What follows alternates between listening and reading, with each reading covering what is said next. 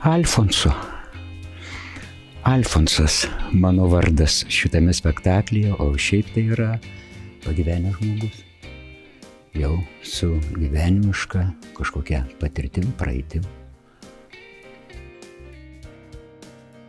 Tai ko gero reikėtų pasakyti, kad tai pirmiausia tai kolegė Vita, kuri kaip tik tais irgi kartu su kuria dirbame, jinai kažkaip atrado pjesę. Buvo toksai metas, kada teatre kažkaip tai, toksai štilius, kada liktais kaip ir nėra vaidmenų, sako, gal būtų visai šaunu kažką tai padirbėti, ar ką, kad turėti tokį.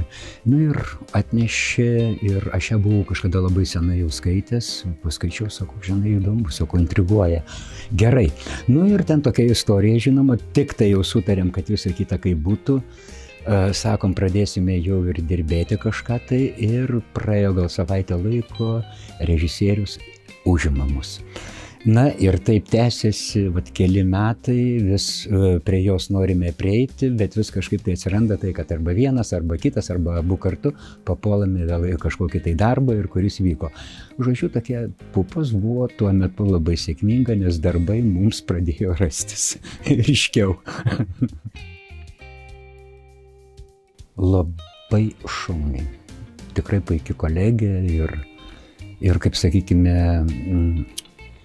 netgi atrodo patirtis arba išmintis, kuri įgyta per tą laiko tarpą, amžiumi atrodo lyg ir skirtumas yra, bet kaip ir nejaučiame suvokime, medžiagos suvokime, gyvenimiškos patirties suvokime ir kūrybinė prasme vienas kitą papildydami, kažkokius tai dalykus atrasdami, pasiūlydami, labai malonu ir įdomu ir labai šaunu.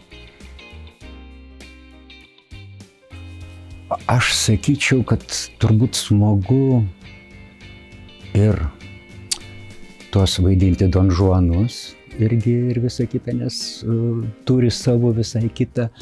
Žinoma, Alfonsas, Brigita, tai kada yra truputį visai kitokio ir ne jau, tai yra, gali vadinti ir kažkada tai gal buvęs ir Don Juanas ir visą kitą, nes ten tekste pjesėje toksai kaip ir praeina momentas, visą kitą, bet tai yra jau gyvenimiškos patirtis, jau šitas išmintis, kuri ir galbūt šiuo metu šitame darbe, tai atrodo tai smagiau, bet šiaip tai principe bet kuri medžiaga, bet koks iššūkis yra smagu. Smagu, kai susidoroji su juo, nesmagu, kai nepavyksta, jeigu kartais. Tai toksai būtų.